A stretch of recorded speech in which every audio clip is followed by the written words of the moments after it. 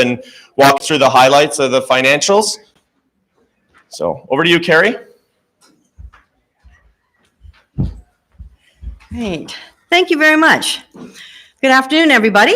My name is Carrie Onken, and I'm from the Fraser Valley in beautiful British Columbia. I'm also the Vice Chair of Finance for the Board of Governors, and I'll be presenting the financial review. It's just a short presentation, so it won't be very long, and then we can have questions before lunch, and if we keep it to only a few questions, we might be able to get lunch in about 10 minutes. So I just want to let you know, about 2 weeks ago, the Audit Committee met with the auditors to discuss the financial statements and the auditor's findings. This is the second audit performed by this team, and they gave Scots Canada a clean audit opinion. So in other words, the financial statements present fairly the financial position and financial performance in accordance with Canadian accounting standards for not-for-profit organizations. The auditors were pleased at how prepared the management team was, and during their audit, they did not identify any deficiencies or any other matters of concern. So over the next 4 slides, I'm going to provide a brief overview of the statements provided. There are no surprises, everything was on plan, and we had a very good year. So what did the financial reveal? Well, let's take a look at the income statement. So the operating fund, which is where the membership revenue and the day-to-day operating expenses for Scouts is recorded, is showing a surplus of just over $800,000. There's an unrealized loss against this surplus, which reflects the market value of the investment portfolio.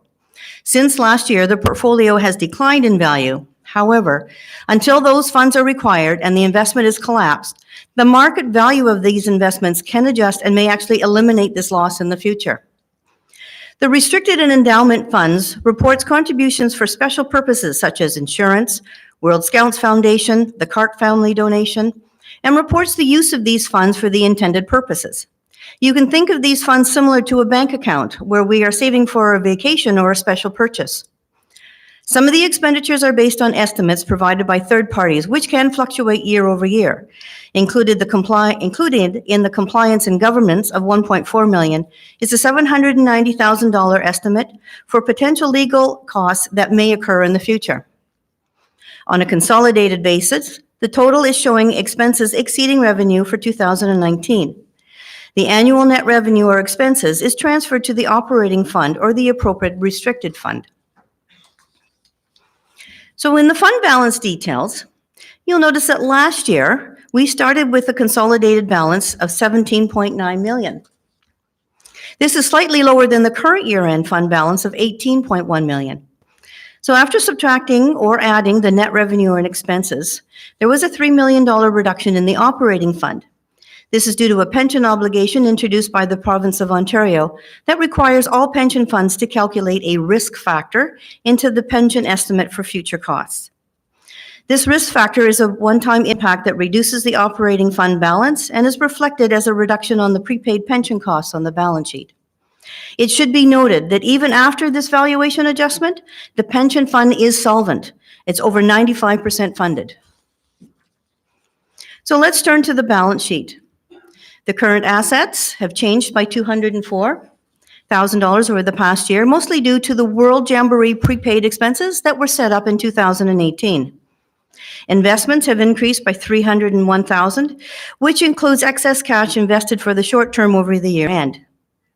The tangible capital and intangible assets have reduced by $444,000.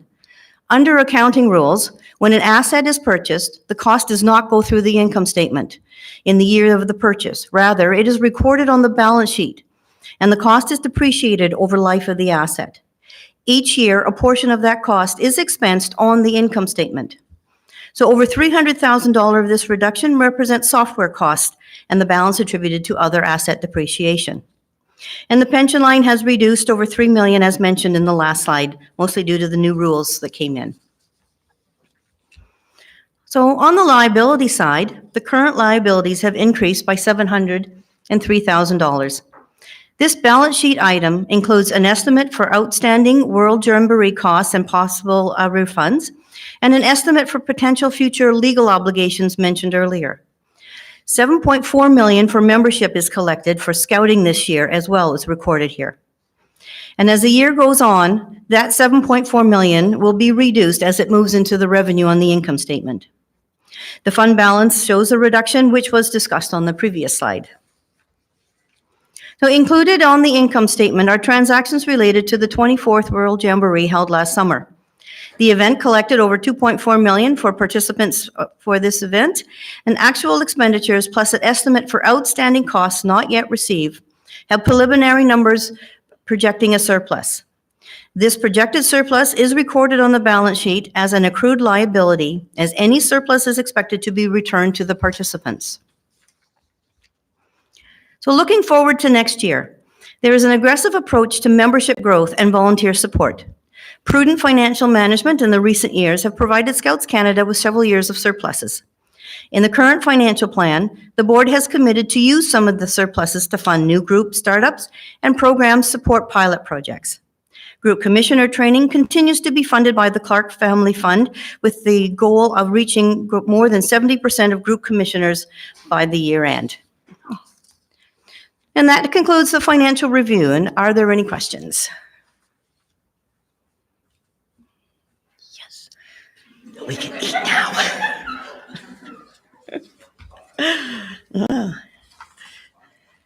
And did anybody notice the typo? Oh, you're not reading? I did put all this work into it and you didn't read it? Oh, I'm so yes, you're right. There's an extra chocolate in Salon D. Okay. Thanks, Terry.